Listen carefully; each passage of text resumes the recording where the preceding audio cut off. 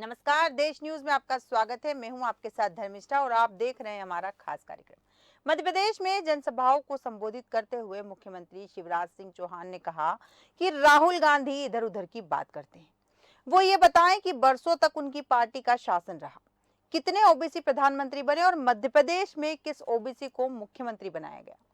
शिवराज ने कहा कि राहुल गांधी को इन सवालों के जवाब देना चाहिए। सीएम शिवराज सिंह चौहान ने आगे कहा कि कांग्रेस लाडली बहना योजना को बंद करने का षड्यंत्र रच रही है।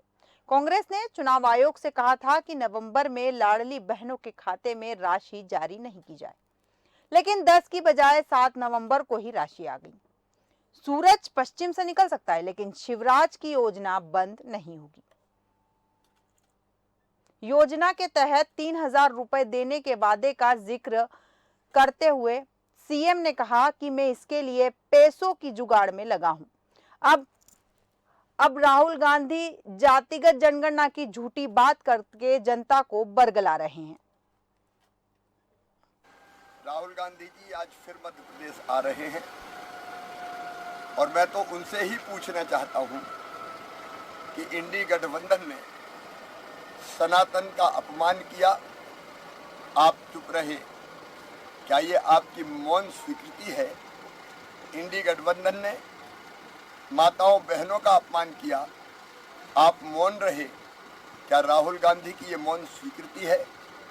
इंडी गठबंधन ने दलितों का अपमान किया, जीतन राम मांझी जैसे नेताओं के साथ जो व्यवहार किया, राहुल गांधी आप मौन रहे। क्या ये आपकी मौन स्वीकृति है? वैसे भी जब वो आते हैं तो इधर उधर की बात करते हैं। वो ये बताएं, बरसों तक उनकी पार्टी का शासन रहा मध्य प्रदेश में, कितने ओबीसी प्रधानमंत्री बने और मध्य प्रदेश में किस ओबीसी को मुख्यमंत्री बने। जैसा कि सुना आपने, सीएम शिवराज सिंह चौहान ने कहा कि कांग्रेस ने अब तक कितने ओबीसी को प्रधानमंत्री बनाया है, मध्य प्रदेश में कितने ओबीसी को मुख्यमंत्री बनाया है। ये सवाल लगातार सीएम शिवराज सिंह चौहान और प्रधानमंत्री नरेंद्र मोदी दोनों ही कांग्रेस से लगातार पूछ रहे हैं। इस विषय पर विस्तार चर्चा के लिए हमारे साथ हमारे एडिटर सूरज पाठक जी जुड़ चुके हैं। सूरज जी नमस्कार। नमस्कार नमस्कार। जैसे कि सीएम शिवराज सिंह चौहान ने कांग्रेस पर निशाना साधते हुए कहा है कि कितने ओबीसी को प्रधानमंत्री बनाया गया है और कितने ओबीसी को मुख्यमंत्री बनाया गया है। ये सवाल लगातार भारतीय जनता पार्टी कांग्रेस से पूछ रही है। और जैसा कि कांग्रेस लगातार हर बार कहती है कि हम ओबीसी के जनहितैषी हैं, हम ओबीसी का भला चाहते हैं, और भारतीय जनता पार्टी ओबीसी का भला नहीं कर रही। लगातार ओबीसी कार्ड जो कांग्रेस खेलने की कोशिश कर रही है, उसी पे भारतीय जनता पार्टी ने कांग्रेस को इस बार घेरा। इस पर क्या कुछ कहेंगे? देखिए धर्मेश, जैसा कि हम चुनाव के प्रारंभ से इस बात का इंतजार कर रहे थे कि इस चुनाव में कौन सा मुद्दा हावी होने वाला है जी और यह चुनाव किस मुद्दे पर लड़ा जाने वाला है। बिल्कुल। बहुत सारी बातें चुनाव में आरोप प्रत्यारोप के दौरान आई, लेकिन यहाँ एक बात आ गई कि जिस तरह से कांग्रेस या फिर यूं कहें कि राहुल गांधी जी अपनी हर चुनावी सभा में ये कहते हुए नजर आ रहे हैं कि यदि कांग्रेस की सरकार आई तो हम जातिगत जनगणना कराएंगे। हालांकि जिन राज्यों में अभी कांग्रेस की सरकार है वहां जातिगत जनगणना की कोई सुगबुगाहट नहीं है, लेकिन तब भी मध्य प्रदेश में, छत्तीसगढ़ में, राजस्थान में राहुल गांधी ये कहते हुए नजर आ रहे हैं कि यदि राज्यों में कांग्रेस की सरकार आई तो हम जातिगत जनगणना कराएंगे। ये इस कार्ड को तोड़ निकालते हुए भारतीय जनता पार्टी ने मध्य प्रदेश में एक पलटवार किया है और पलटवार करते हुए खुद मुख्यमंत्री शिवराज सिंह चौहान ने कांग्रेस के पूर्व अध्यक्ष राहुल गांधी से सवाल पूछा है कि आप जनगणना की बात कर रहे हैं, जनता को बरगला रहे हैं, लेकिन यहां पर मध्य प्रदेश में एक लंबे अरसे तक, कई दशकों तक कांग्रेस की सरकार रही और इस बीच में क्या किसी ओबीसी को मुख्यमंत्री बनाया गया? केंद्र में जब कांग्रेस की सरकार रही तब क्या कांग्रेस ने किसी ओबीसी को प्रधानमंत्री बनाया? बिल्कुल। ये एक ऐसा यक्ष प्रश्न पूछ लिया है मुख्यमंत्री शिवराज सिंह चौहान ने राहुल गांधी से, जिसका जवाब खुद कांग्रेस के पास नहीं। क्योंकि यहां एक बात हमें ध्यान रखना पड़ेगी कि अब मध्य प्रदेश के चुनाव में ओबीसी जो है वह केंद्र में आ गया है। बिल्कुल। जैसा कि हमने शुरुआत से ही देखी ये बात कि भारतीय जनता पार्टी ने चुनावी रणनीति के तहत महिला मतदाताओं पर फोकस किया, महिला मतदाताओं का एक वर्ग निर्धारित किया, युवा मतदाताओं पर फोकस किया अलग अलग वर्ग करके ये चीजें, और ये जो आज बात उठ रही है ओबीसी मतदाताओं पर फोकस करने की, जी। ये आज नहीं उठ रही है। मैं आपको बता दूं कि 15 अगस्त को लाल किले की प्राचीर से जब प्रधानमंत्री नरेंद्र मोदी ने अपना भाषण दिया था, अपने उस भाषण में उन्होंने उल्लेख किया था कि 17 सितंबर से जी। विश्वकर्मा कौशल योजना प्रारंभ की जा रही है। बिल्कुल। यह विश्वकर्मा कौशल योजना खास तौर से ओबीसी वर्ग के लिए, पिछड़े वर्ग के लिए और अति पिछड़े वर्ग के लिए, जी। इसमें उन्होंने 96 जातियों को, 96 जातियों को समाहित किया है जिनको इस योजना का लाभ केंद्र सरकार देने वाली है। तो स्वाभाविक बात है, यदि हम बात करें कि मध्य प्रदेश में एक आंकड़े प्रस्तुत किए गए थे राज्य सरकार द्वारा उच्च न्यायालय में, जिसमें ओबीसी राज्य की आबादी का 51% है। मध्य प्रदेश में 51% आबादी ओबीसी वर्ग की है। उस स्थिति में मध्य प्रदेश की आबादी में ऊंची जातियां लगभग 10% हैं। इसके बावजूद कांग्रेस ने 36% वोट जो है, 36% टिकट जो है वो ऊंची जातियों के लोगों को दिए। यहां मैं एक आंकड़ा बताना चाहूंगा धर्मेशा जी। कि मध्य प्रदेश की 230 सीटों में से कांग्रेस ने 36% यानी 83 टिकट जो है, 83 टिकट ऊंची जाति वाले लोगों को दिए हैं। कांग्रेस ने 27% उम्मीदवार यानी 62 टिकट पिछड़ी जाति के लोगों को दिए हैं, और 21% यानी 48 टिकट अनुसूचित जाति और 15% यानी 35 टिकट अनुसूचित जनजाति के प्रत्याशियों को मैदान में उतारा है। यदि एक प्रत्याशी को छोड़ना, सभी एससी और एसटी उम्मीदवारों को आरक्षित निर्वाचन क्षेत्रों से नामांकित किया गया है। जी। ये जो आरक्षण वाले हैं, जो परिसीमन में जिन सीटों का आरक्षण किया गया है, उन सीटों पर ही कांग्रेस ने प्रत्याशी मैदान में उतारे हैं। तो ये जो बात सामने आ रही है, यहां कहीं ना कहीं अब Bharatiya Janata party OBC card खेल रही है, क्योंकि 51% मतदाता जो हैं जी। मध्य प्रदेश में वह ओबीसी वर्ग से आते हैं। 51% आबादी मध्य प्रदेश में ओबीसी वर्ग की है। तो अब भारतीय जनता पार्टी ने राहुल गांधी के जातिगत जनगणना के कार्ड को एक तरह से कहें कि शून्य कर दिया है, या फिर उसे बिल्कुल निष्क्रिय करते हुए जो नया कार्ड भारतीय जनता पार्टी ने खेला है वो ये कार्ड है कि ओबीसी की बात करते हैं, ओबीसी आरक्षण की बात करती है कांग्रेस, लेकिन कांग्रेस ने कभी ओबीसी वर्ग को उत्थान की कोई क्रिया नहीं की है या उसके दिशा में कोई कार्य नहीं किया है। और इसका उदाहरण देते हुए जो बात सामने आ रही है कि अभी तक मध्य प्रदेश में कांग्रेस ने किसी भी ऐसे व्यक्ति को मुख्यमंत्री नहीं बनाया है अपने लंबे कार्यकाल के दौरान जो ओबीसी वर्ग से आता हो। जी बिल्कुल बिल्कुल सूरज जी, आपने सही कहा कि मध्य प्रदेश में कांग्रेस का अगर इतिहास देखा जाए तो ओबीसी नेता का कोई भी मुख्यमंत्री अभी तक नहीं बनाया गया। यहाँ एक चीज और कि जिस तरह आपने भी बताया कि कांग्रेस लगातार ओबीसी का मुद्दा उठा रही है और लगातार उसने जैसे महिला आरक्षण का भी मुद्दा उठाया था, लेकिन जब लास्ट मोमेंट आया देखने का सीटों के बंटवारे का, तो ना महिलाओं को ध्यान में रखा गया, ना ओबीसी वर्ग को ध्यान में रखा गया। तो लगातार भारतीय जनता पार्टी जो है इस मुद्दे पर कांग्रेस को घेर रखी, इसका कितना नुकसान कांग्रेस को देखने को मिलेगा? देखिए, इस मुद्दे से कांग्रेस को कितना नुकसान होगा ये तो चुनाव परिणाम बताएंगे धर्मेश। लेकिन यहाँ एक बात, जैसा कि आपने महिला आरक्षण विधेयक की बात कही, तो महिला आरक्षण विधेयक पर सदन में चाहे कांग्रेस हो, चाहे भारतीय जनता पार्टी हो या अन्य दल हो, उन्होंने उसको सहमति प्रदान की।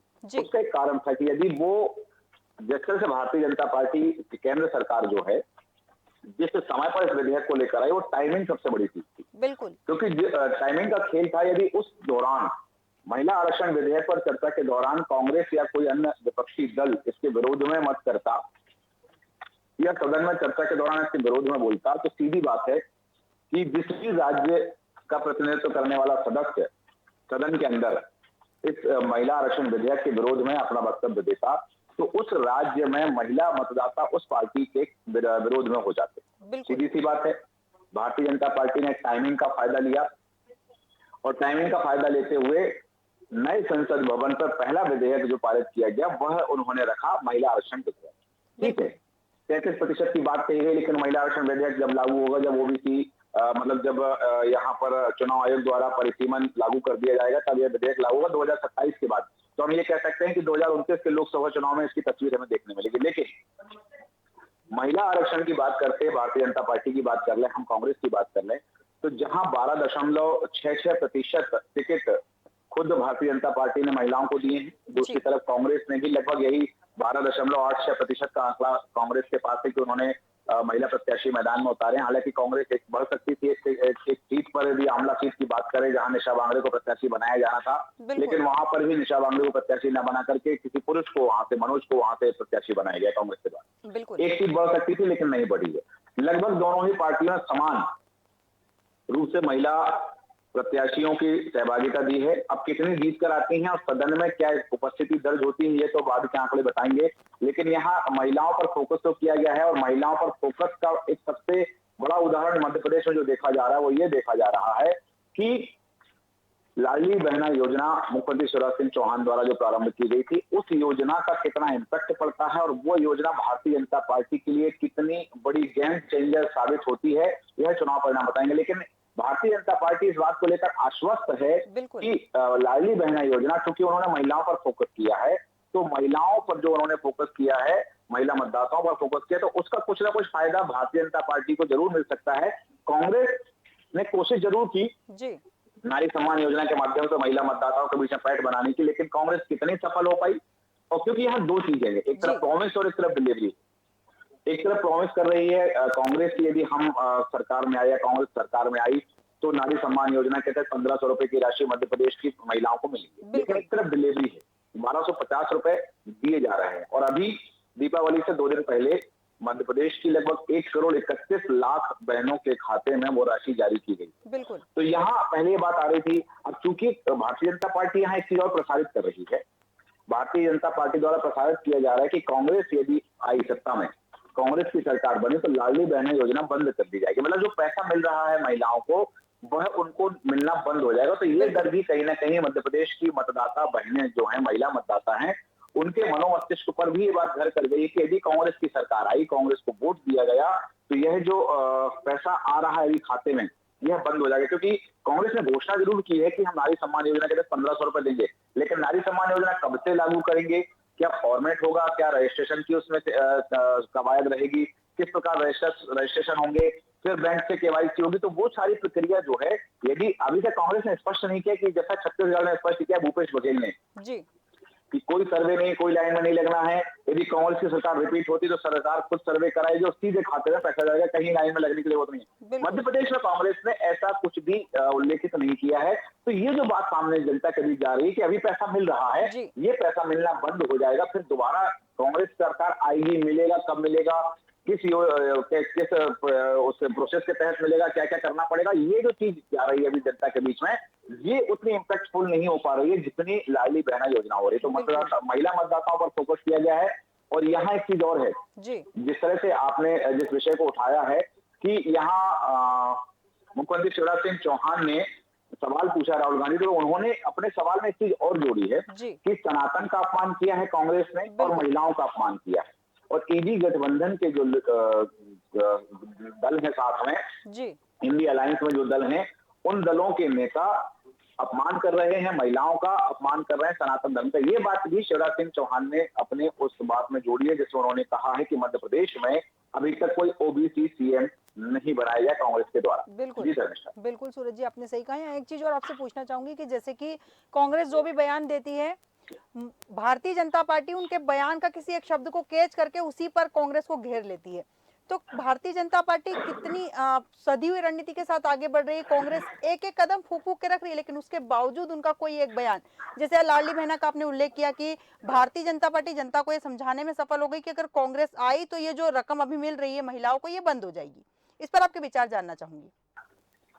आपने सही कहा कि भारतीय जनता पार्टी के जो बयान है, भारतीय जनता पार्टी का जो नारा है, भारतीय जनता पार्टी का जो पलटवार है, वो सब कुछ सोची समझी रणनीति के तहत जी।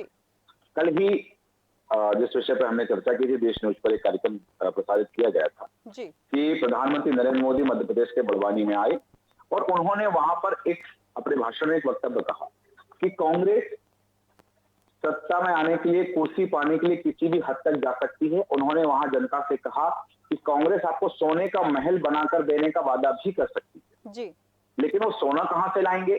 जब उन्होंने जनता से पूछा तो वहां जनता की तरफ से जो रिप्लाई आया वो आया, आलू से सोना बनेगा। वो उस भाषण को उन्होंने रिमेंबर कराया जी, प्रधानमंत्री नरेंद्र मोदी ने खुद अपने मुख से वो बात ना कहकर जनता को रिमेंबर कराई कि उन्होंने कहा कि ये कहेंगे बाद में कि आज तो वादा कर देंगे कि हम सोने का महल बना के देंगे, लेकिन कांग्रेस के लोग बाद में कहेंगे कि पहले हम आलू से सोना बना लें, बाद में सोने का महल बनाएंगे। बिल्कुल। ये जो चीजें हैं, ये सब कुछ सोची समझी रणनीति है। कांग्रेस के द्वारा बहुत सारी चीजें जो अब तक बयानबाजी की गई है, उन तमाम बयानबाजी को लेकर के आपने सही कहा कि कांग्रेस जो कहती है उसका कांग्रेस के नेता, चाहे कमलनाथ की बात करें, दिग्विजय सिंह की बात करें, राहुल गांधी की बात करें, प्रियंका गांधी की बात करें, जी।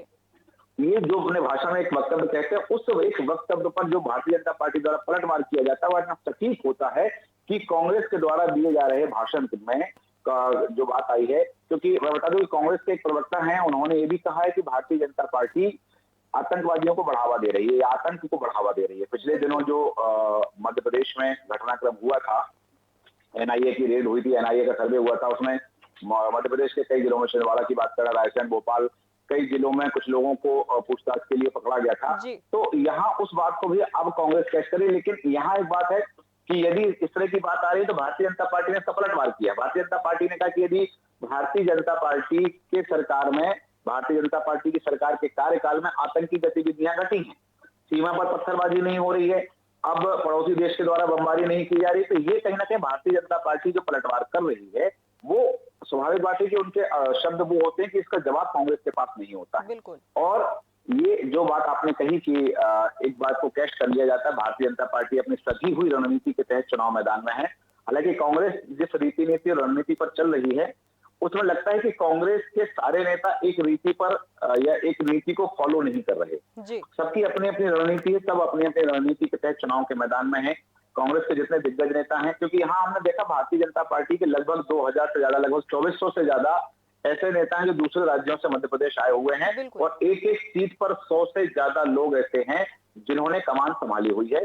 दूसरे राज्यों से आए हुए लोग मध्य प्रदेश में प्रत्याशियों के समर्थन में चुनावी रणनीति का काम संभाल रहे हैं। वहीं तो भारतीय जनता पार्टी के जो दिग्गज नेता हैं, जो मैदान में भी उतरे हुए हैं, वो केवल अपने सीट पर नहीं, दूसरी सीटों पर भी उनका फोकस है और आसपास की सीटों पर भी उनका असर दिखाई दे सकता है। चुनाव परिणाम ये बता सकते हैं, और यही रणनीति के तहत भारतीय जनता पार्टी ने अपने सभी दिग्गज मैदान में उतारे। और यहाँ एक बड़ी बात ये जरूर है, जिस विषय पर चर्चा हमारी प्रारंभ हुई थी, ओबीसी को लेकर के, राहुल गांधी को या कांग्रेस को लग रहा था कि ये जो हमारा जातीय जनगणना वाला सवाल है या जातीय जनगणना वाला जो हमारा तीर है, ये कमान से हम निकालेंगे तो सीधा सटीक मस्तिष्क पर बैठेगा, मतदाता के मनो मस्तिष्क पर। लेकिन अब उसकी काट चूंकि भारतीय जनता पार्टी ले आई, और ये ओबीसी कार्ड जो खेला जा रहा है भारतीय जनता पार्टी के द्वारा कि प्रधानमंत्री भी देश के हैं तो ओबीसी वर्ग से आते हैं, मध्य प्रदेश के मुख्यमंत्री हैं तो ओबीसी वर्ग से आते हैं, जबकि देश के प्रधानमंत्री के पद पर अभी तक कांग्रेस ने किसी व्यक्ति को नहीं उतारा, कोई चेहरा नहीं था कांग्रेस का। मध्य प्रदेश में रविशंकर शुक्ल से लेकर दिग्विजय सिंह तक कोई भी ओबीसी मुख्यमंत्री नहीं रहे हैं, जबकि खुद शिवराज सिंह चौहान पिछले 18 वर्षों से, हम ये कहें कांग्रेस के कार्यकाल का 15 माह का समय निकाल लें तो लगातार 20 वर्षों से मध्य प्रदेश के मुख्यमंत्री हैं शिवराज सिंह चौहान, जो ओबीसी वर्ग से आते हैं। तो ये जो कार्ड उन्होंने खेला कि भारतीय जनता पार्टी ओबीसी वर्ग की हितैषी है, भारतीय जनता पार्टी ओबीसी वर्ग के कल्याण के लिए कार्य करती है, ये एक फैक्टर जो चलाया जा रहा है, ये जो बात प्रचारित की जा रही है, ये भारतीय जनता पार्टी की रणनीति में ये बात कह सकते हैं हम कि ये ताज का काम करेगी। बिल्कुल जी धर्मेश, बिल्कुल सूरज जी, सही कहा आपने कि भारतीय जनता पार्टी एक सदी हुई रणनीति के साथ आगे बढ़ रही है। तमाम जानकारी के लिए और हमारे साथ विस्तृत चर्चा में बने रहने के लिए बहुत बहुत धन्यवाद आपका। जैसे कि हमारे एडिटर ने कहा है कि मुख्यमंत्री शिवराज सिंह चौहान जो है लगातार ओबीसी के मुद्दे को उठा रहे हैं। हालांकि कांग्रेस लगातार कह रही थी कि वो ओबीसी हितैषी पार्टी है, लेकिन मुख्यमंत्री शिवराज सिंह चौहान ने उनसे ऐसा सवाल पूछा है कि जिससे कांग्रेस चारों खाने चित नजर आ रही। उन्होंने सीधा सवाल पूछा है कि प्रधानमंत्री और मुख्यमंत्री किसे कांग्रेस ने अब तक ओबीसी से उतारा है, किसी को नहीं उतारा। यही सवाल लगातार प्रधानमंत्री मोदी और मुख्यमंत्री शिवराज सिंह चौहान कर रहे हैं। अब देखना दिलचस्प होगा कि भारतीय जनता पार्टी के इन सवालों का जवाब कांग्रेस कैसे देती है। हमारे आज के खास कार्यक्रम में फिलहाल इतना ही। आप बने रहिए देश न्यूज के साथ। नमस्कार।